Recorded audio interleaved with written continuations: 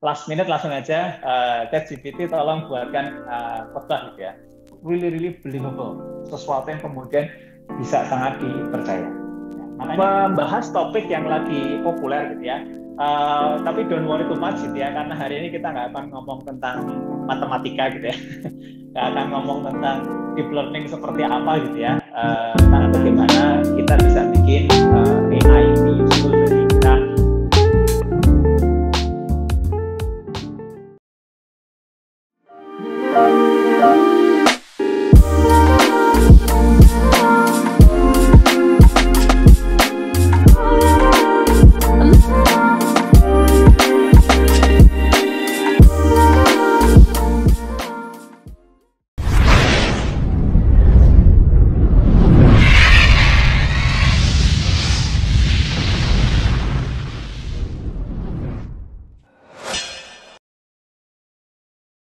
Kali ini saya request spesial ya, untuk 5 menit nyalain kamera sebentar, 5 menit aja, biar saya bisa melihat semua. Karena saya butuh partisipasi dari rekan-rekan semua. Oke ya, alright. Oke, saya berdiri karena kita mau ngetes fleksibilitas tubuh kita. Karena atlet ya pembukaannya olahraga sebentar. Oke, kita testing bareng-bareng, bisa ngelihat saya. Saya minta pada berdiri, yuk pada berdiri sebentar. Pada berdiri sebentar aja. Kita cuma butuh 5 menit, nggak ngapa-ngapain, nggak disuruh lari, nggak disuruh angkat beban atau apa. Kita cuma ngetes aja how remarkable our body is gitu ya. Sekarang saya minta tolong, dan nanti saya butuh kejujuran rekan-rekan semua. Saya butuh kejujuran dari rekan-rekan semua karena ini juga tidak ada unsur penilaian terhadap prestasi atau apapun atau kinerja apapun, nggak ada. Yang saya minta adalah saya minta rekan-rekan sekalian untuk kemudian tangan ini disentuhkan ke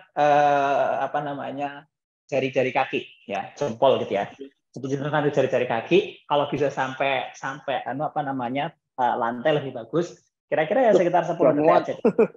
Oh, nggak bisa. Oke, kita coba. Makanya masih keluar. Saya minta dan saya pengen ngelihat partisipasi rekan-rekan semua.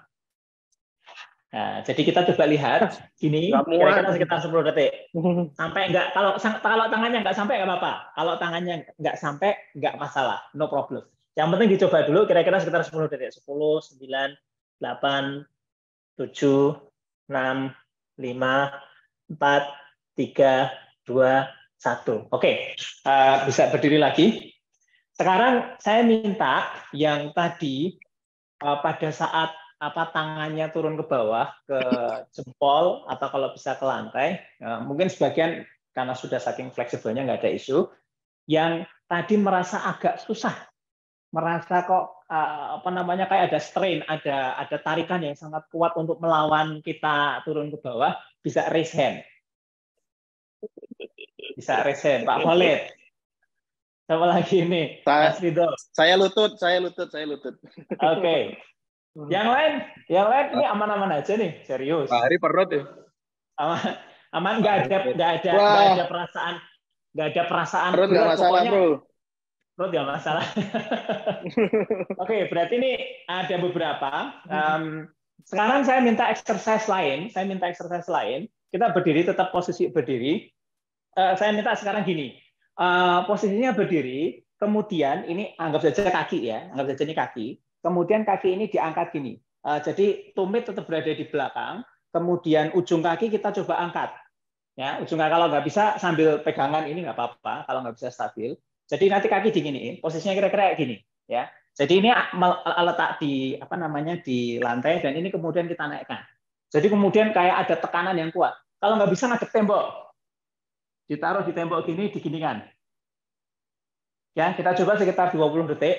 Ya, berdiri, terus kemudian tumit tetap di ujung belakang, kemudian dinaikkan gini. Ya, kalau nggak bisa pegang tembok atau ngadep tembok, kira-kira sekitar 10 detik. Ya, 10, 9, 8, 7, 6, 5, 4, 3, 2, 1. Oke, kita istirahat sebentar.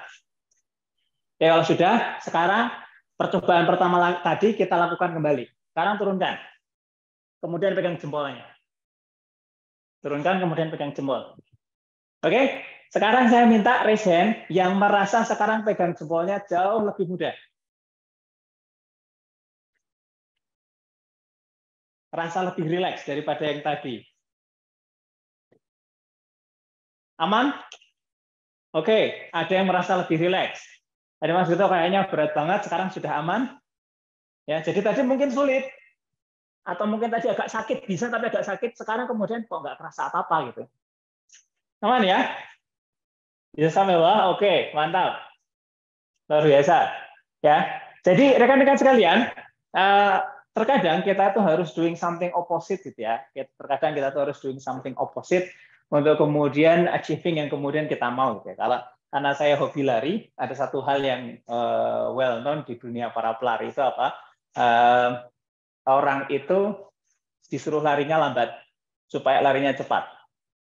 Orang itu disuruh larinya lambat supaya larinya cepat ya. Jadi tidak mesti pace itu kemudian harus kemudian kita kejar seketika gitu ya.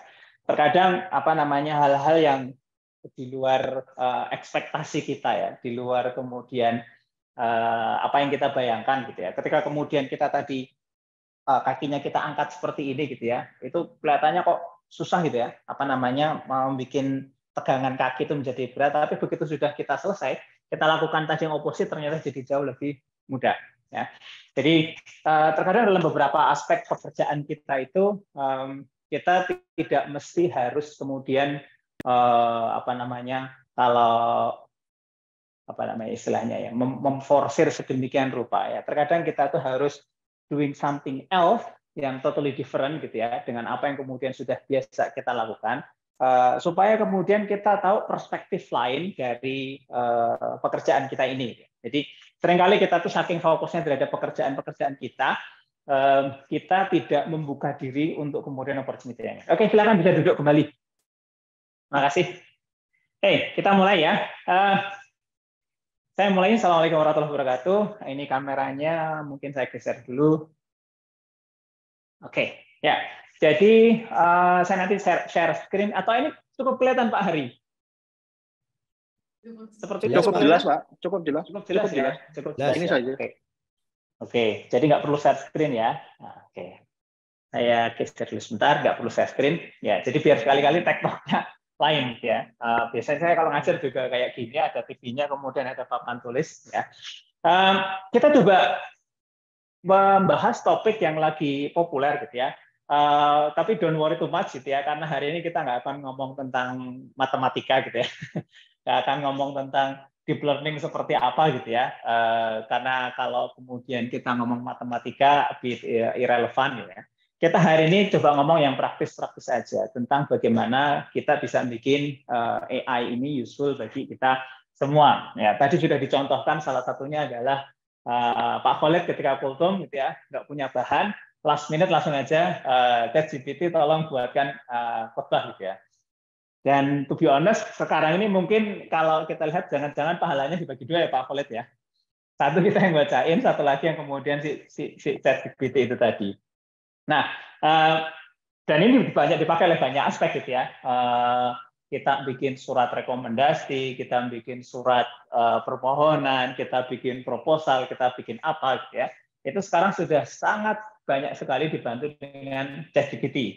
Meski kemudian kapan hari Pak Zainuddin Zuhri, salah satu rekan saya di Prodi Informatika, itu cerita ada bimbingannya yang sekarang sudah lulus dan kemudian mau daftar sekolah lanjut S2, dia minta diberikan surat rekomendasi. Nah, seperti biasa, kalau ada yang minta surat rekomendasi, saya pun juga sama, nanti silahkan tulis sendiri Mas gitu ya, nanti saya tinggal tanda tangan aja gitu ya, apa yang kamu mau dari surat rekomendasi itu. Nah, yang dilakukan oleh si alumni ini adalah dia bikin pakai ChatGPT ya. Pak Zen karena sudah ngajar, sudah membimbing dia sekian lama, tahu persis gaya bahasanya seperti apa gitu ya. Kemudian ketika dia membaca tulisannya ChatGPT, ini kayaknya bukan tulisanmu Mas gitu ya. Iya Pak, saya dibantu sama ChatGPT gitu ya. Jadi judulnya adalah ketika ChatGPT itu went wrong. Ya, ketika ChatGPT itu went wrong, Pak Zain kemudian mengatakan ini kayaknya bukan tulisanmu gitu ya. Kenapa kamu pakai ChatGPT? Alasannya adalah karena saya takut salah, Pak. Jadi ini menarik ketika kemudian penggunaan AI yang orang kemudian pada saat melihat hasil pertamanya sangat impresif, kemudian mengatakan this is the truth. Ini adalah kemudian sumber kebenaran baru yang kemudian bisa dipakai gitu ya. Jadi kalau zaman dahulu membayangkan misal seorang dajjal gitu ya, ketika kemudian menyampaikan yang benar itu menjadi salah, yang salah menjadi benar, dan people believe it gitu ya. Bayangan saya pada saat saya SD ketika kemudian diberikan materi tentang dajjal itu seperti apa, saya bayangkan bukankah kebenaran itu something obvious gitu ya. Kebenaran itu something obvious dan kesalahan itu juga something obvious ya. Ternyata tidak sesederhana itu. Ketika AI sekarang mengeluarkan produknya, ya OpenAI dengan si ChatGPT-nya yang mengeluarkan produknya sedemikian rupa, we just simply believe it, gitu ya. Karena kita diinformasikan bahwasanya dia menggunakan LLM, gitu ya, large language model, gitu ya, yang kemudian punya database yang sangat luar biasa besar dan masif, sehingga apapun yang kemudian dia katakan itu bisa kita percaya. Saya beberapa waktu yang lalu melakukan eksperimen dengan menggunakan ChatGPT. Saya minta dia menuliskan sesuatu dan memberikan daftar referensi. Ya, ternyata daftar referensinya palsu semua. Judulnya, DOI-nya gitu ya. Dia bikin tuh very convincing. DOI-nya ini, kemudian judulnya ini, penulisnya ini gitu ya. Kalau kita search penulisnya ada, tapi DOI-nya itu nggak ada, DOI-nya gitu nggak ada. Kemudian judul papernya itu juga nggak ada. Tapi dibuat mirip-mirip. Jadi katakanlah 50% lah ada judulnya gitu. Tapi kemudian kalau kita search beneran nggak ada. Dan saya agak shock gitu ya. Ini penipuan yang sangat masif dari ChatGPT. Dan kemudian kalau orang, ya apalagi yang tidak punya experience yang cukup bagus gitu ya, ketika kemudian percaya begitu saja terhadap ChatGPT, saya bisa membayangkan betapa problematiknya kemudian hasil-hasil yang kemudian dia pakai. Ya. Misal katakanlah decision making yang kemudian dia lakukan. Wah ini penipuan yang luar biasa dan people just simply believe it. Dan memang kalau kita baca produknya itu really believable, sesuatu yang kemudian bisa sangat dipercaya. Nah, makanya kenapa kemudian kalau kita bicara ChatGPT sendiri, si developernya melakukan disclaimer-nya adalah dia itu dibuat chat itu dalam rangka untuk melakukan proses reinforcer ya. Ketika dia masih membutuhkan manusia untuk mengevaluasi apakah kemudian hasil dari AI-nya ini benar atau salah. Ketika kemudian kita mengatakan berapa 2 tambah 2 gitu ya, dia mengatakan 4 dan kemudian kita mengatakan no, that's wrong, it should be 5. Maka kemudian at some point dia akan menyerah. Anda bisa eksperimen dengan ChatGPT, at some point dia akan menyerah. Yeah, you're right gitu ya. 2 tambah 2 itu tidak sama dengan 4. Tapi 2 tambah 2 itu sama dengan 5. Ini saya kalau making joke ya ke kelas paling tidak saya mengatakan gini, 1 tambah 1 berapa gitu ya. Most likely people will answer with 2 gitu ya. Semua akan menjawab dengan 2 gitu ya. Ketika saya mengatakan enggak, 1 tambah 1 itu sama dengan 10 gitu ya. Maka kemudian biasanya disbelief itu muncul pertama. Sampai kemudian saya bisa menjelaskan. 1 tambah 1 sama dengan 10 karena kita sedang ngobrol basisnya biner. Kita tidak sedang ngomong basisnya desimal. Jadi apa yang saya jawab 10 itu adalah benar. Tapi dengan ChatGPT, itu there is no reason, he just simply lies. Jadi ChatGPT itu betul-betul lying gitu ya, bohong gitu ya, terhadap hasil yang kemudian dia kemukakan gitu. Dan makanya tadi Pak Khalid ketika menyampaikan, problem besar pertama kali itu adalah masalah etik gitu ya. Ketika kemudian ChatGPT katakanlah transform karena dia sudah ada API-nya, kita bisa pakai, nanti mungkin kita bisa ambil subscription untuk kemudian kita eksperimen dan kita bisa pakai. Ketika kemudian kita pada titik ekstrim katakanlah decisions yang secara logik itu adalah valid, tapi secara stance, secara etik itu kemudian problematik, dan kemudian kita serahkan kepada ChatGPT, we'll see some really big trouble in the future. Jadi Anda semisal berhadapan dengan seorang Spock. Siapa itu Pak Hari? Spock, Kapten Spock. Apa ada yang lain yang tahu Kapten Spock? Ada yang seperti saya, penggemar sci-fi. Pak Jarwo. Kalau Pak Khalid sih saya yakin nggak tahu Kapten Spock apa. Contohnya sementara tahunya Coco Melon, Pak. Tanya Coco Melon. Kenal Captain Spock ini ya. Ya, jadi Captain Spock tuh kayak gini full kan. Ya, jadi kalau di Star Trek Enterprise itu Captain Spock itu adalah half human half Vulcan gitu ya. Vulcan itu adalah salah satu suku dari apa namanya yang mereka itu bukan human gitu ya. Yang mereka itu bahasanya adalah bahasa logik sehingga everything illogical doesn't make sense gitu ya akan di-reject oleh mereka. Tapi karena Captain Spock ini adalah half human gitu ya, maka dia at some point kadang bisa mikir sesuatu yang sensing yang namanya human being. Nah, si Vulkan ini segala sesuatu itu adalah berdasarkan metodologik. Nah, ketika AI kemudian mengatakan yang sama, katakanlah kita ada sebuah chamber gitu ya, sebuah chamber di chemical plant, pabrik kimia gitu ya. Kemudian untuk preventing leaking, dibuat sebuah mekanisme safety kalau nanti terjadi leaking, maka kemudian harus segera di-shutdown sesegera mungkin, katakanlah gitu ya. Harus di-shutdown sesegera mungkin, supaya kemudian kita menghindari leaking yang lebih besar, disaster yang kemudian terjadi, katakanlah seperti pas event sebelumnya ada Chernobyl di nuklirnya, ataupun kemudian kemarin Fukushima pada saat terjadi tsunami.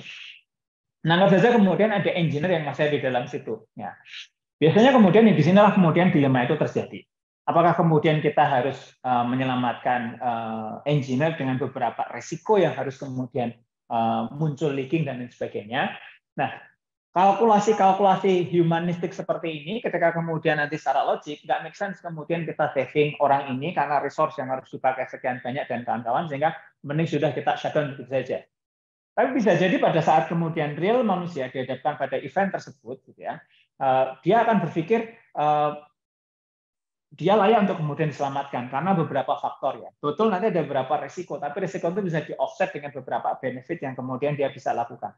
Manusia itu masih bisa melakukan sensing seperti itu. Tapi menurut AI, doesn't make sense at all, maka kemudian ketika decision itu sepenuhnya diserahkan pada AI untuk kontrol si chemical plant atau nuclear plant tadi, ya sudah. His life ends, gitu ya. Hidupnya kemudian selesai. Nah, AI sendiri kalau kemudian kita bicara secara teori, ya sebenarnya sederhananya adalah machine that performs learning, reasoning, problem solving, understanding language, and recognizing patterns. Everyday life yang kemudian kita lakukan sebenarnya juga sama sebagaimana dengan AI. Nah, believe it or not, gitu ya. Ketika kemudian saya membaca beberapa referensi tentang neurologi gitu ya, ilmu tentang syaraf dan otak gitu ya. Kapan hari saya coba baca itu, ada hal yang menarik gitu ya, bahwasanya brain kita, otak kita itu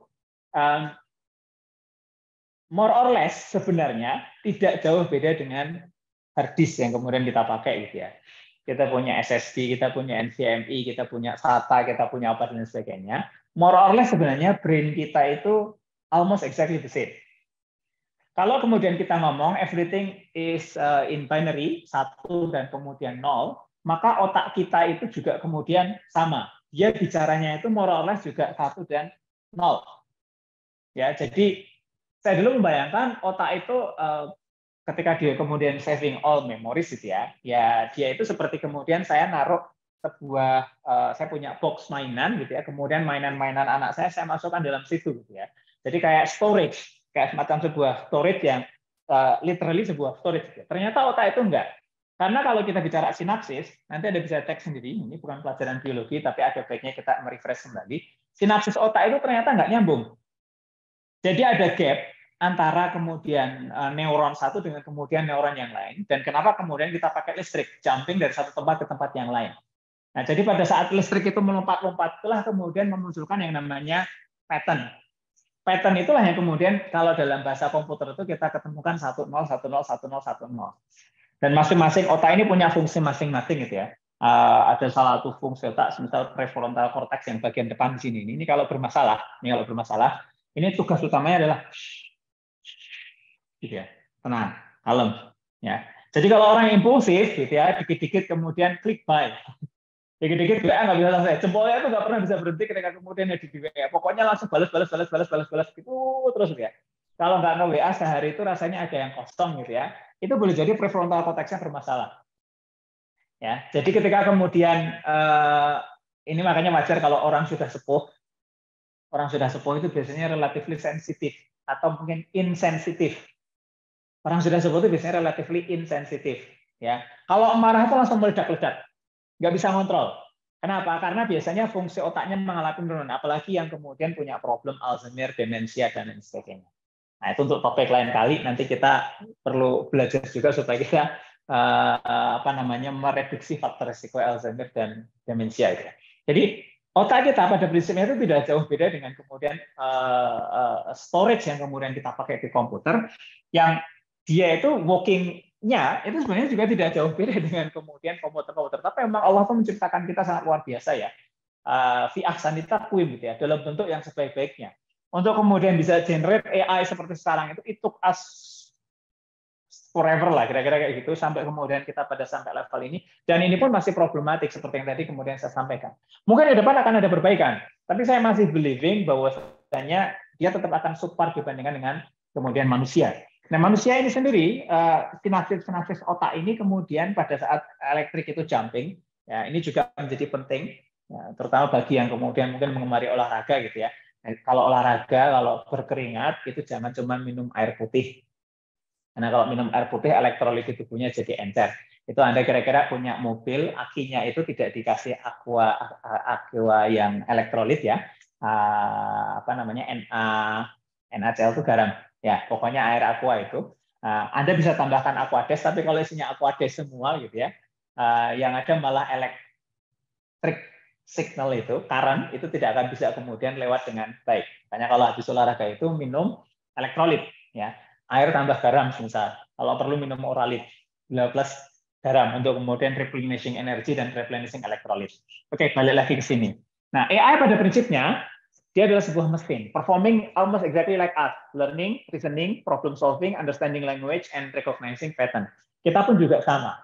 Kita itu juga belajar, kita juga melakukan proses reasoning, kita juga melakukan proses problem solving, kita bisa memahami language, bahasa, dan kemudian kita melakukan rekognisi pattern.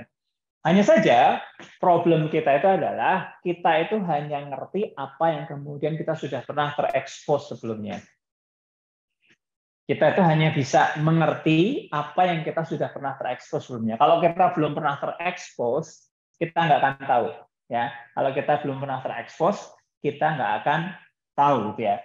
Jadi, semisal ketika saya cerita ke anak saya, gitu ya, percaya sama bapak deh, yang namanya salju itu nggak enak, gitu ya. Anak saya nggak percaya, gitu ya, karena yang dia lihat itu salju itu menyenangkan dan indah. Mungkin banyak di antara Anda juga sama, gitu ya. Ketika kemudian lihat di IG, di Reel, gitu ya, Switzerland, gitu ya, dengan saljunya dan kelihatannya keren, fluffy, putih semua. Katanya keponakan saya yang pernah tinggal di Norway, gitu ya. Kamu masih mau tinggal di sana nggak? Nggak, Om, nggak mau. Kenapa? Winternya 6 bulan.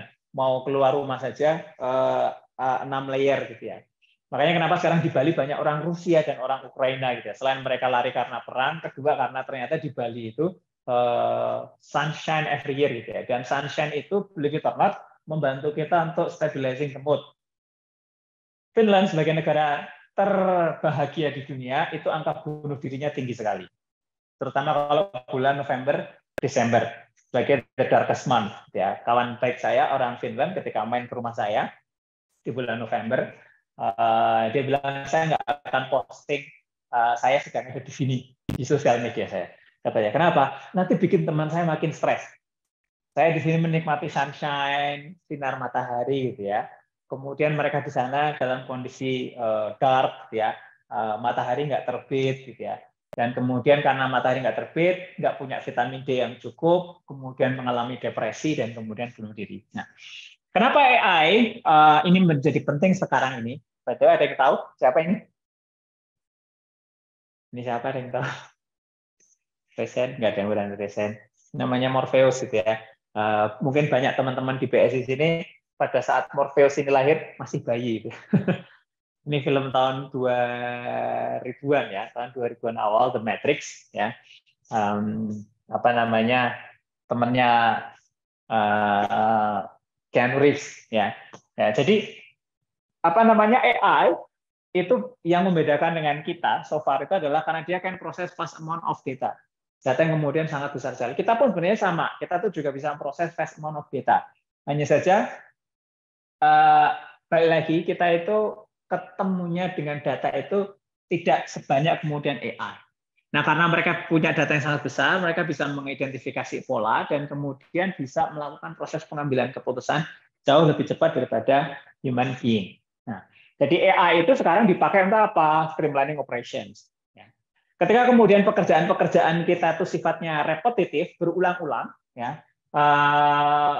itu sudah tanda-tanda.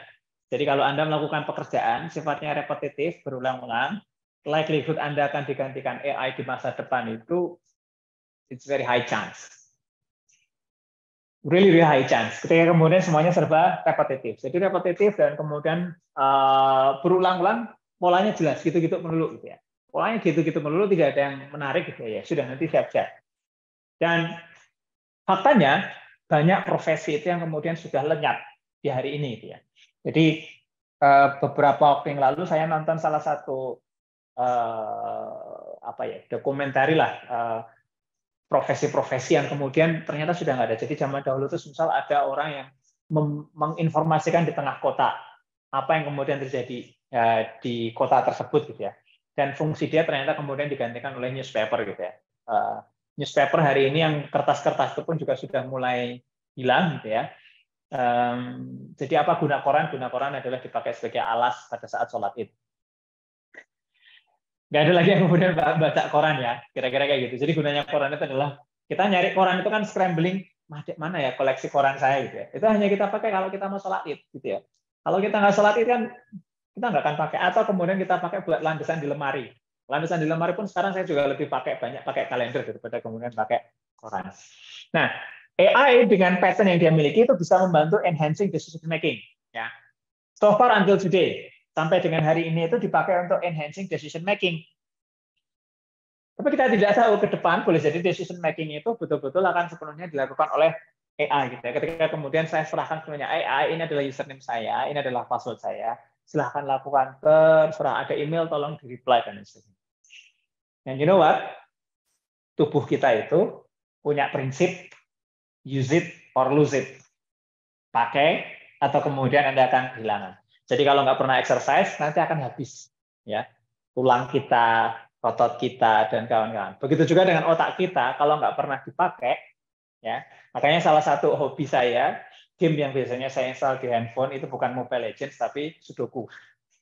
Tentang kerjaan banget ya. Main game kok mainnya Sudoku gitu ya. Ya itu game saya itu Sudoku atau kemudian main Word gitu ya. Ya saya hanya berharap saya masih bisa using my brain when I age gitu ya. Ketika kemudian saya tua nanti saya masih bisa memanfaatkan otak saya gitu ya.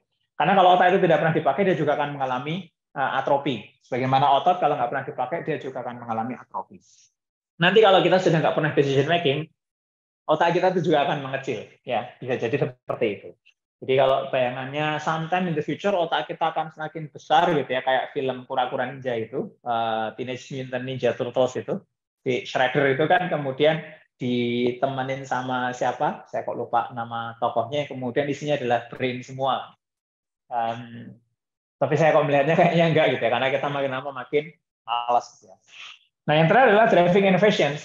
AI powered analytics itu provide data-driven insights yang lead ke better decision making dan improve business outcome. Ekspektasinya kira-kira seperti itu. Nah, pertanyaannya adalah sekarang, bisa nggak kita pakai ini untuk BSI? Atau kita bisa pakai UI in general secara keseluruhan? Nah, kita sudah ada beberapa keyword. Ada banyak hal yang sebenarnya sifatnya repetitif di tempat kita. Ada patterns yang kemudian sebenarnya bisa kemudian kita temukan. Dan ada pula reasons yang sebenarnya ada di sana. Ini nampaknya saya harus share screen karena nanti ada beberapa demo yang kemudian saya munculkan. Oke, mana ini? Resume share sebentar. Stop share. Share screen.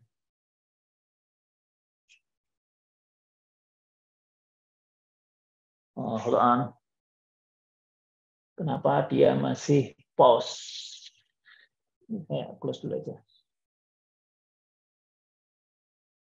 Sebentar ya. Chrome.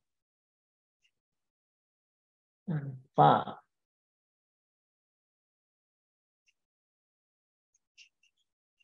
Oke, share. Hold on. Please bear with me. Present.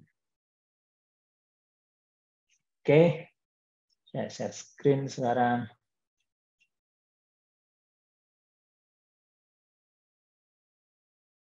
Oke. Nah, jadi kalau kemudian kita lihat, kita sampai sini. Nah, sekarang kita lihat, jadi dari apa namanya perspektif ini, ya kalau kita lihat AI 10 tahun yang lampau, itu bahasan yang sering terjadi di mana? Bahasan yang kemudian sering terjadi di kelas-kelas IT, kelas-kelas computer science dan kawan-kawan. Tapi kalau kita ngomong AI sekarang, itu fasenya sudah berbeda. Jadi kalau kita ngomong AI sekarang itu fasenya sudah fase dia itu digunakan sebagai tools di lingkungan company ataupun kemudian korporasi. Jadi balik lagi, 10 tahun yang lalu kalau ngomongin AI itu adalah matematika. AI itu adalah sejauh mana kemudian saya understanding the patterns. Ya, tapi today kita kalau ngomongin AI yang sudah langsung muncul pertama adalah misal ChatGPT. Muncul kedua misal Midjourney, kemarin lagi banyak viral kan. Kalau pakai Midjourney kita bisa generate foto-foto bayi gitu ya, foto-foto bayi kita kemarin kemudian yang agak viral kan foto-foto bayi para politisi ya. Misal seperti itu. Nah, ini adalah salah satu contoh di depan screen Anda itu sudah ada salah satu contoh seberapa percaya sih kemudian kita bisa percaya sama ChatGPT gitu. Saya tulis seperti ini, terjemahkan dalam bahasa Indonesia Pythonan dalam konteks diskusi yang menyatakan kekecewaan. Jadi kan ekspektasi saya itu, wah Pythonan ini kita mengalami kegagalan sesuatu. Kemudian dia menerjemahkan Pythonan adalah ungkapan dalam bahasa Jawa yang dapat terjemahkan dalam bahasa Indonesia sebagai sangat pahit atau sangat menyakitkan. Oke, dia paham ya. Dalam konteks diskusi yang menyatakan kecewaan, ungkapan Pythonan digunakan untuk menyatakan betapa kecewa. Sampai kemudian dia ngasih contoh. Dan contohnya adalah saya merasa sangat Python. Contohnya kenapa bukan bahasa Jawa? Ya, ini problemnya ya. Contohnya bukan bahasa Jawa. Oke lah, dia mungkin language modelingnya untuk bahasa Jawa belum terlalu banyak. Kemudian saya tanya selanjutnya, saya tidak menyalahkan, tapi saya kemudian tanya bagaimana dengan rasa, apa arti Pythonan? Saya itu tidak menyalahkan jawaban ChatGPT, tapi ChatGPT merasa dia itu melakukan kesalahan. Ya, bagaimana dengan rasa? Apa arti Pythonan gitu? Jadi saya berharap jawabannya itu adalah ketika kita makan, semisal jeriang gitu ya. Jeriang itu apa Pak Jarwo? Jeriang. Apa jeriang gitu Pak Jarwo? Nggak tahu ya. Ya, jengkol Pak Jarwo. Ya. Jengkol itu bagi sebagian orang pahit. Ya. Coba tanya sama Mbak siapa ya kemarin ya? Mbak Fitri. Mbak Fitri, mau enak itu. Enak. Vira, Pak Vira. Vira, sama Mbak Kelezatan Vira. dunia itu Pak. Kelezatan dunia. Tanya sama Mbak Vira, dia Mbak Vira itu bek gitu. Nggak enak Pak. Nggak enak kan? Tapi bagi Mbak Fitri, oh itu adalah kelezatan yang sangat luar biasa. Saya sebenarnya tidak sedang menyalahkan ChatGPT ketika dia menjawab Pythonan dalam konteks itu. Oke, saya percaya ya. Tapi kemudian jawaban berikutnya adalah dia minta maaf, mohon maaf atas kesalahan. Berarti saat ini ChatGPT sebagai large language model itu merasa saya butuh reinforcer dari manusia karena saya dinyatakan jawaban saya tidak tepat. Padahal saya sebenarnya sedang bicara dalam konteks lain.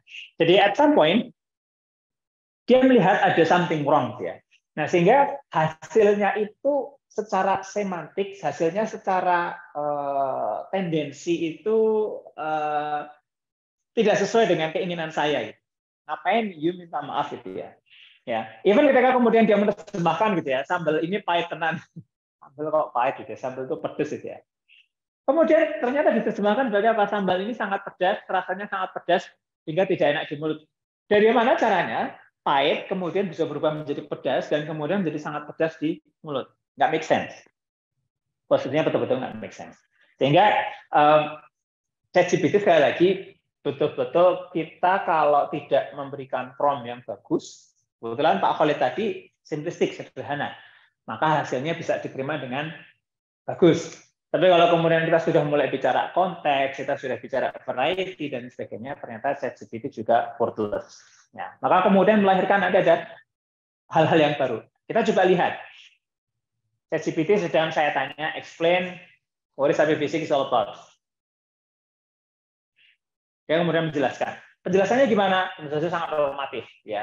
Penjelasan yang very Wikipedia banget ya, sangat Wikipedia sekali. Prompt, kalau kemudian kita cuma tanya seperti ini, ya si ChatGPT ini akan menjawab ya tidak jauh beda dengan si Wikipedia atau Google ataupun kemudian Bing. Ya, Bing AI pun juga masih sama menurut saya, jawabannya masih relatif ya, karena dia adalah search engine, dia mencarikan sesuai dengan yang di sini. Ya, padahal ChatGPT sebenarnya dalam tanda kutip ya bukan search engine. Kenapa? Database dia itu maksimum sampai dengan tahun 2021 ya, sampai dengan 2021.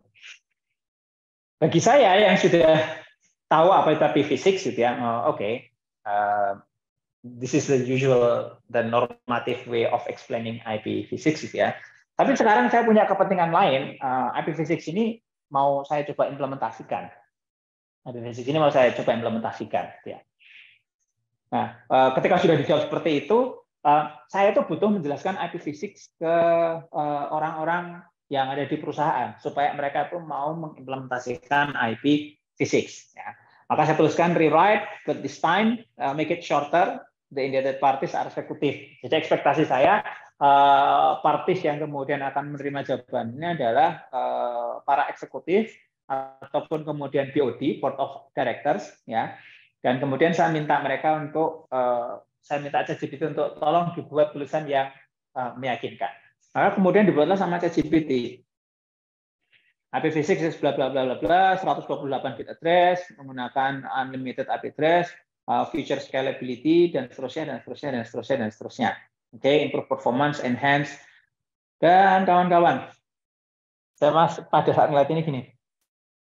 Duh, kok ChatGPT masih kayak gini ya? Saya kalau dengerin kayak gini ini bosan terus terang. Jadi orang jelaskan, Ibu Bapak sekalian, IP-Physics ini adalah masa depan. Penting sekali untuk gini. Pokoknya normatif bla bla bla.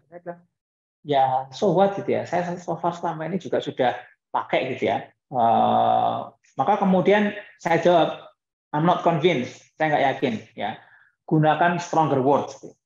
Maka saya minta si ChatGPT tolong gunakan kata-kata yang jauh lebih powerful. Ya, supaya orang itu langsung yakin. Nah, ChatGPT kemudian baru dia akan mengatakan, nek rangewo IP-Physics titenono, kira-kira kayak gitu orang Jawa bilang. Ya. Jadi kalau kita nggak pakai IP-Physics, kata dia titenono. Ini pun menurut saya agak kurang convincing gitu ya. Coba dong tolong jelasin, di situ disebutkan security gitu ya.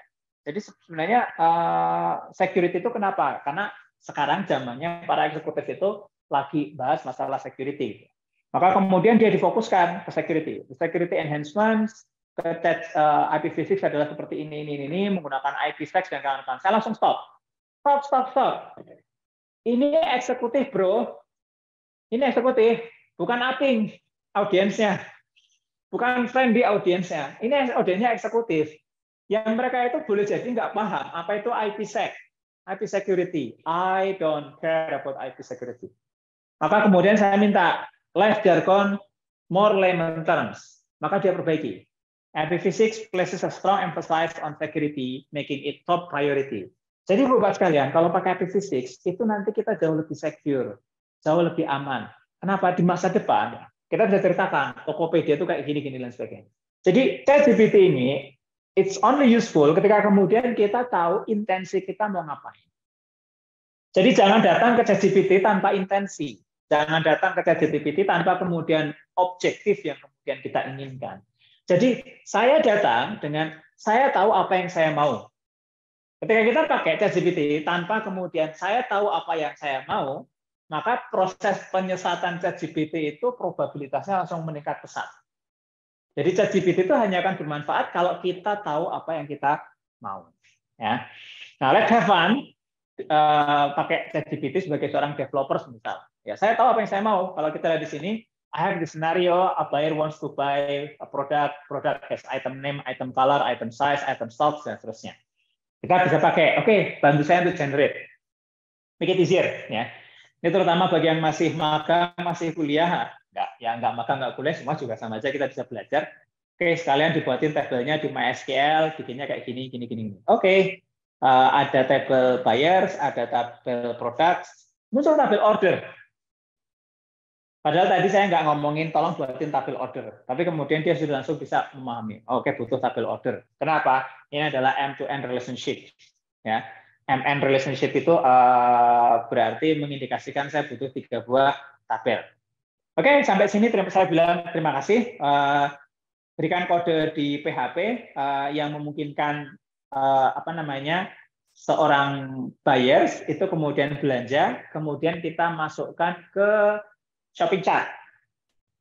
Nah, shopping chart tadi belum disiapin, sehingga kemudian saya instruksikan karena shopping chart tadi belum disiapin, pastikan shopping chart tabelnya juga tolong dibuat ya.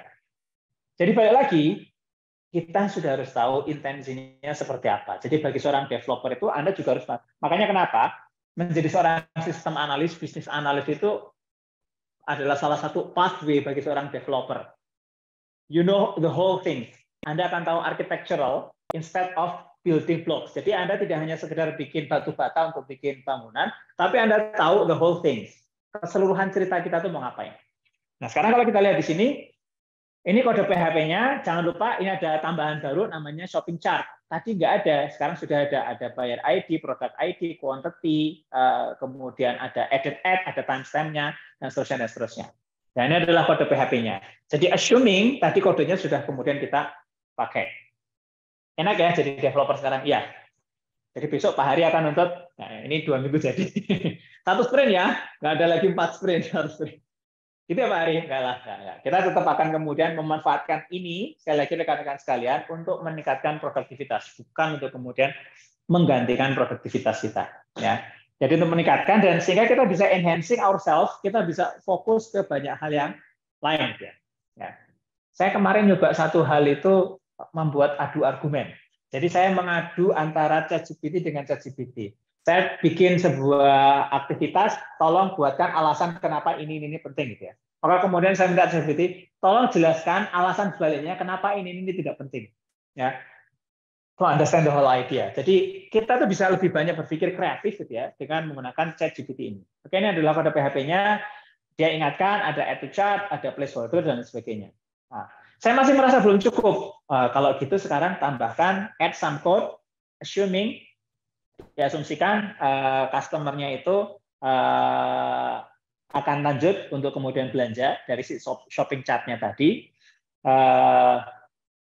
Silahkan lakukan proses check out, proses belanja, tambahkan necessary tables untuk kemudian proses pembayaran. Ya, kemudian ada alamat dan kawan-kawan. Ya, jadi nanti kita akan lihat. Tadinya kita cuman ada items, ada buyers, ada ini dan sebagainya. Kemudian dia ditambahkan, ada payments dan kemudian necessary columns. Ya, tambahkan seperti ini: order ID, payments method, payment status, dan kawan-kawan. Jadi kita bisa melihat ya, dengan membayangkan sebuah proses bisnis, ya proses bisnis yang kemudian sudah bisa kita capture, proses building block coding kita itu bisa jadi far better gitu ya daripada kemudian sebelumnya. Ya. Jadi intinya adalah seperti iklan-iklan itu, saya tahu apa yang saya mau ketika kemudian saya pakai ChatGPT ini. Ya. Jadi kita itu tidak didikte oleh AI, tapi bagaimana kita bisa mendikte AI supaya dia itu bisa sesuai kemudian keinginan kita. Oke. Oke, setelah itu kemudian nanti akan dijelaskan di code above we added new process payment functions, handle dan seterusnya. Bisa bayangin Confluence-nya besok laporannya kayak gimana ya hasilnya ya. Confluence mati.